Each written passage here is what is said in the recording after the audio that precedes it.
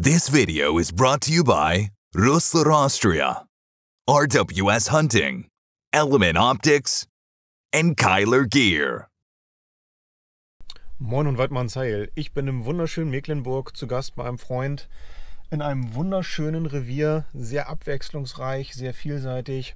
Und heute Abend soll es auf Rehwild gehen, aber tatsächlich ist das hier auch so eine Ecke, da kann tatsächlich immer alles kommen, sprich Fuchs, Waschbär, Marderhund, im Zweifel auch mal Schwarzwild. Gar nicht so weit weg von hier habe ich schon mal einen Keiler geschossen.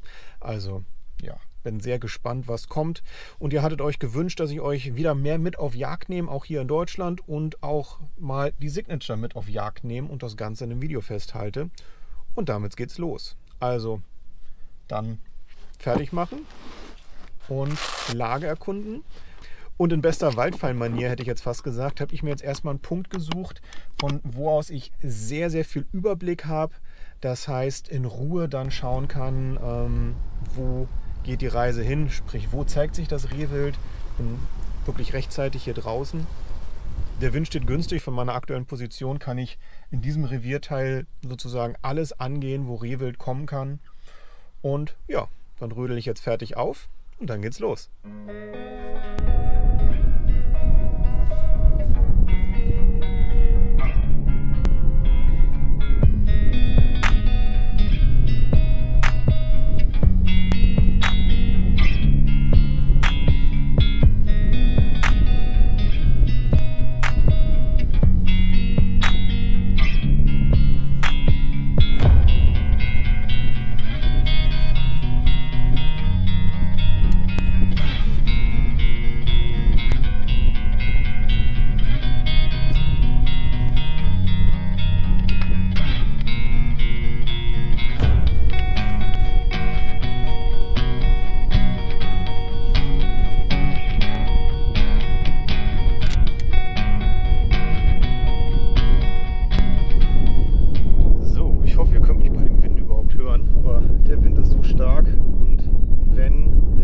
Rauskommt, dann wirklich da hinten in der windabgewandten Seite oder sozusagen gegen den Wind. Das heißt, ich traue mich jetzt hier noch ein bisschen mit euch zu reden.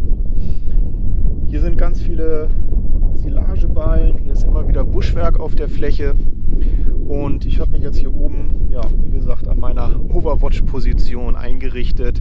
Ich nehme super gerne ein Spektiv mit raus, weil man dann wirklich gerade auf die weiteren Entfernungen schon mal gucken kann, ist es nicht nur Rehwild, sondern ist es auch ein Bock, ist es, wie veranlagt ist der Bock, ist es was passt oder eben nicht.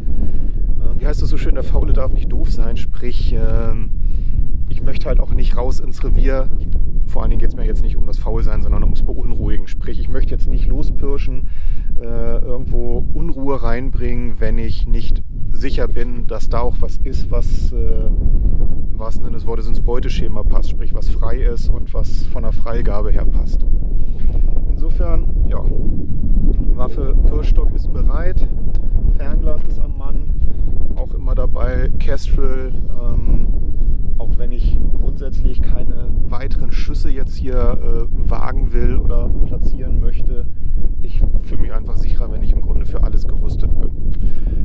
Windprüfer, gut, brauchen wir nicht. Der Wind ist so stark, dass man im Gras sieht, wie er weht. Und ja, mein altes Spektiv und ich, wir halten jetzt hier ein bisschen noch Position. Ich habe da hinterm Knick schon Rehwild ausgemacht, aber das ist jetzt wieder so hinterm Buschwerk verschwunden, dass ich es nicht genau ansprechen konnte.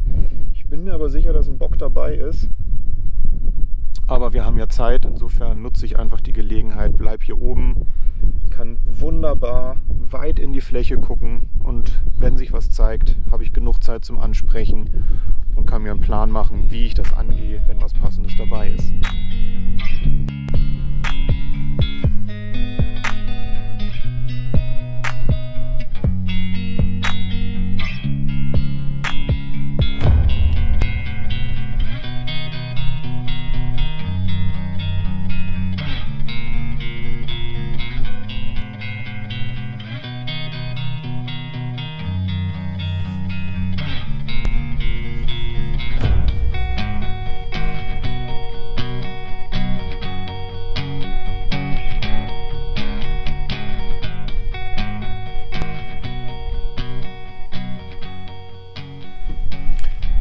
Fernglas mit Laserentfernungsmesser möchte ich trotz Spektiv natürlich nicht missen. Ich finde, es gibt einem unglaublich viel Sicherheit, gerade wenn man im Revier ist, was man nicht so gut kennt, wo man nicht so oft ist.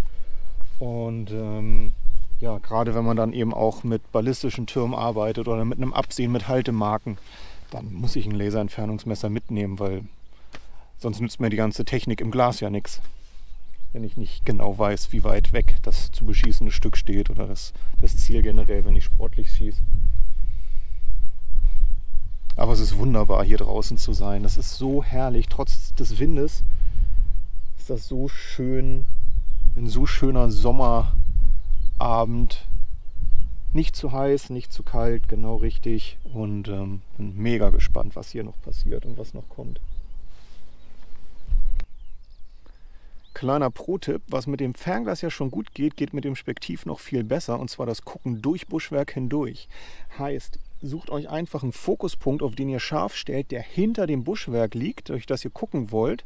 Und wenn ihr dann durchs Buschwerk schwenkt, seht ihr eben das Buschwerk selber unscharf. Und zumindest da, wo ihr ein bisschen durchgucken könnt, seht ihr gestochen scharf, was dahinter ist. Und das hilft tatsächlich beim Wild auch insbesondere beim Abscannen der Flächen zu schauen, bewegt sich da hinterm Buschwerk etwas, kann ich da durchgucken, habe ich Potenzial, da Beute zu machen.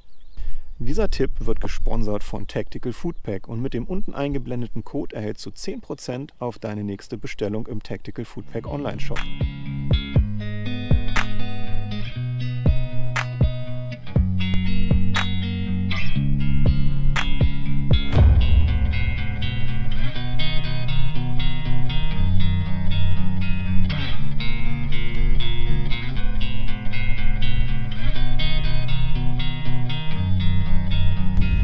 Ich hoffe, ihr hört mich hier auf der freien Fläche mit dem Wind. Ich habe mich jetzt entschlossen loszugehen, weil ich wiederholt hinter dem Buschwerk Bewegung ausmachen konnte. Und von der Farbe der Decke sieht das verdammt nach Rehwild aus. Aber die scheinen sich da schön im Windschatten an der Freifläche zu vergnügen. Und insofern habe ich mir gedacht, ich gehe hier einfach mal ein bisschen so von Silageballen zu Silageballen, Pirschstock dabei und dann haben wir vielleicht Glück. Tactacam ist montiert auf der Waffe, andere GoPro mit Stirnband ist auch dabei, sprich ich kann euch komplett mitnehmen. Ja, wir gucken mal, was passiert.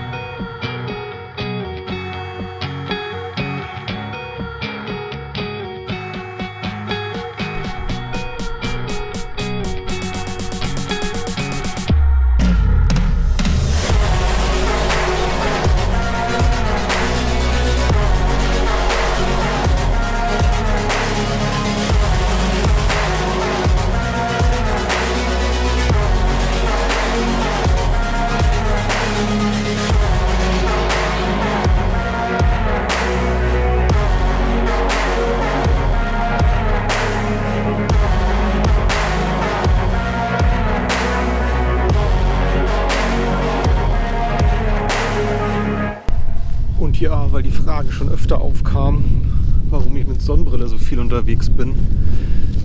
Nein, ich trage die nicht, weil es cool aussieht, sondern weil ich tatsächlich mit starkem Sonnenlicht immer mal wieder Probleme habe und dann tatsächlich zu starken Kopfschmerzen neige, insbesondere wenn die Sonne so tief steht und ich die ganze Zeit in die Sonne gucke oder Richtung Sonne gucke. Also insofern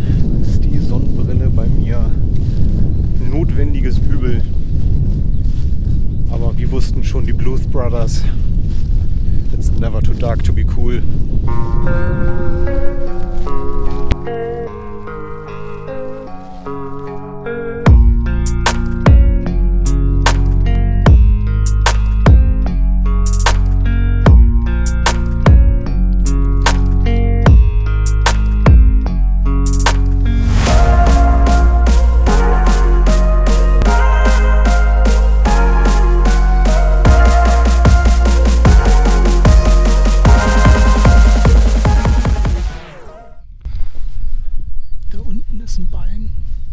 Super gut positioniert für den Sektor, sage ich mal, den ich mir näher angucken möchte.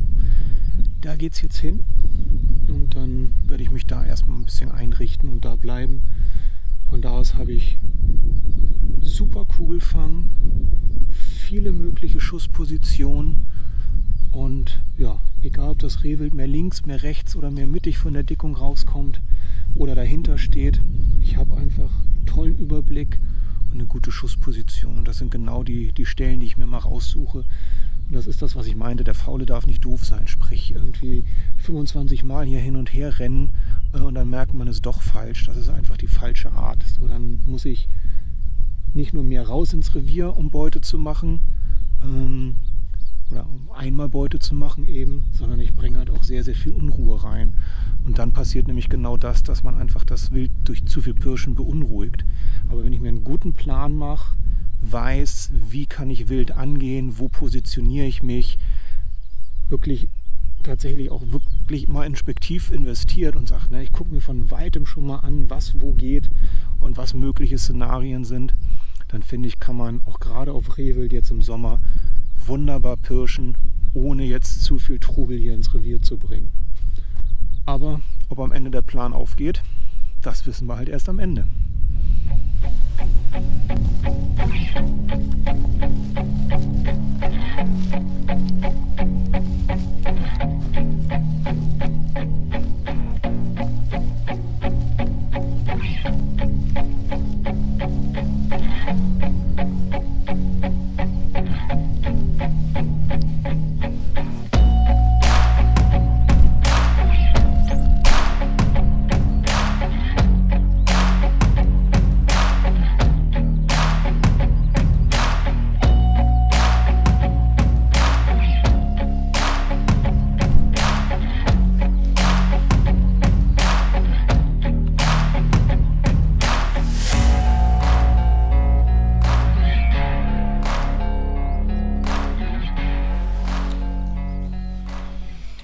Also Schussposition würde passen.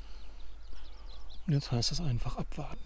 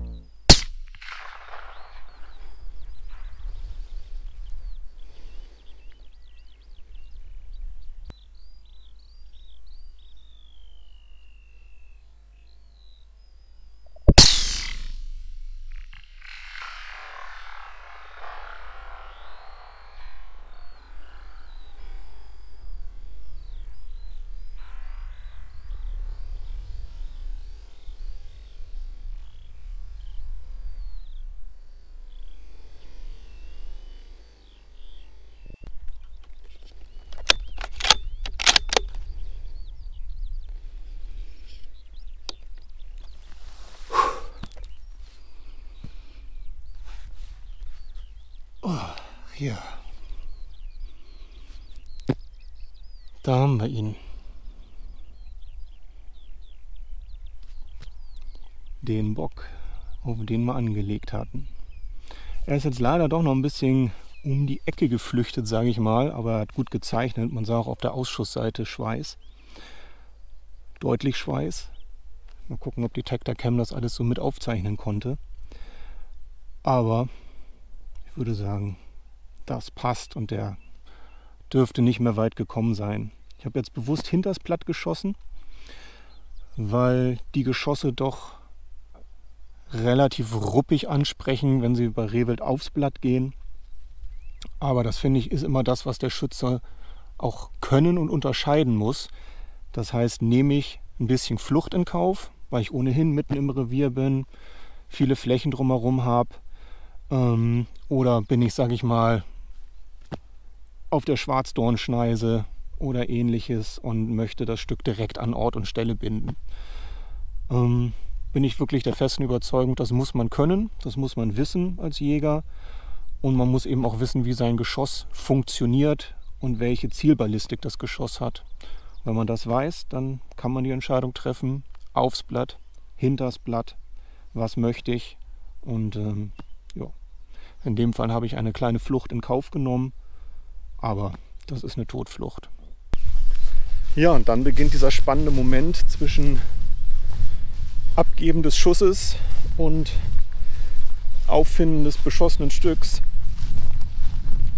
Aber ja, selbst wenn man sich der Sache 100% sicher ist, wie soll man sagen, bis man dann vor Ort ist und das Stück in Besitz genommen hat, dann ja, irgendwie macht das immer was mit einem, finde ich. Also geht mir zumindest noch nach all den Jagdjahren so, dass man diesen Moment irgendwie ja, ganz besonders empfindet. Gucken wir mal. Schussentfernung war etwas unter 150 Meter, also alles noch im GE-Bereich. Ich musste jetzt einen kleinen Umweg gehen, weil ich nicht durch den Graben wollte, nicht noch mit nassen Füßen nach Hause. Aber gleich sind wir da.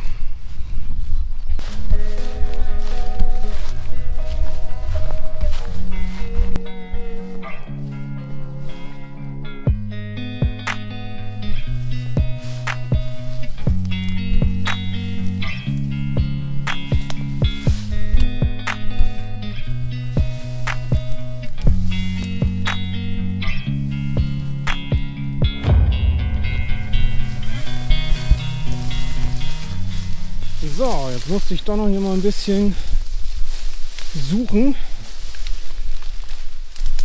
Aber da ist er.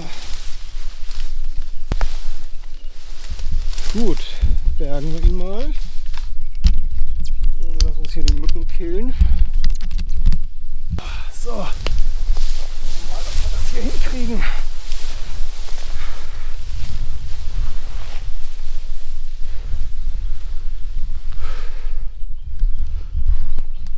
Dann besorgen wir,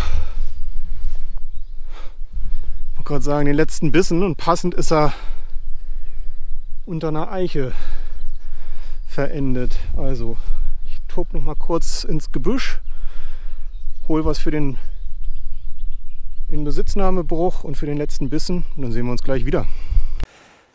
Ja, da liegt da unser Bock, unser Signature-Bock. Treffer sitzt genau da, wo er sein sollte, kurz hinterm Blatt. Und von der Veranlagung her, also vom Gehörn her, genau das, was man hier gerade entnehmen will. Sprich Gabler und auch ja, von der Höhe her der Lauscher. Also das ist für das, was mir hier vorgegeben wurde, genau der passende Bock.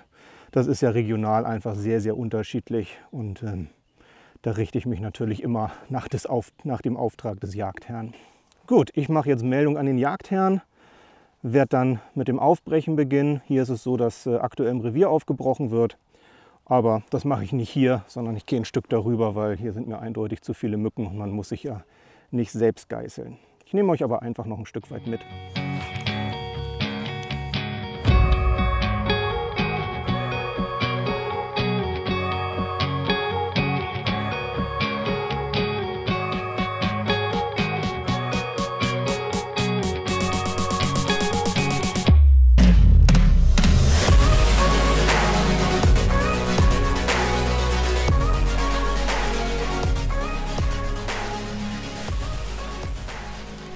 Kleines Wort an die Jungjäger. Wenn euch in 2023 noch jemand anspricht, warum ihr Handschuhe beim Aufbrechen tragt, ich sag nur Wildbretthygiene.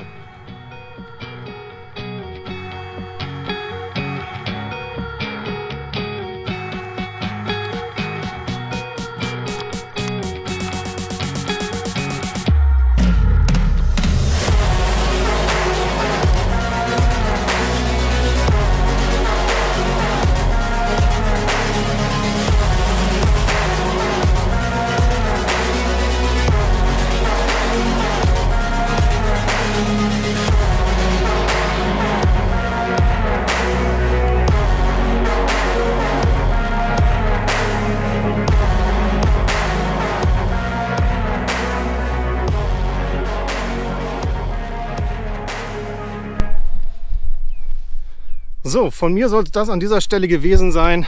Ich genieße noch ein bisschen die schöne Ausblick, den schönen Abend. Und dann geht es gleich zurück. Der Bock kommt in die Wildkammer. Und dann soll es das an dieser Stelle von diesem Jagdabenteuer gewesen sein. Ich bedanke mich ganz herzlich bei euch fürs Zuschauen. Ich hoffe, euch hat das Video gefallen. Wenn dem so ist, den größten Support, den ihr geben könnt, ist den Kanal abonnieren und einen Daumen nach oben dalassen. Das kostet euch kein Geld und es hilft mir unglaublich viel weiter, gegen den Algorithmus anzukämpfen, der Jagdszenen auf YouTube eigentlich nicht mag. Also, in dem Sinne, vielen Dank für dein Abo, vielen Dank für dein Like und dann freue ich mich, dich im nächsten Jagdabenteuer hier bei Wildfein Hunting begrüßen zu dürfen. Und nicht vergessen, keine Ausreden. Ab nach draußen, geh jagen.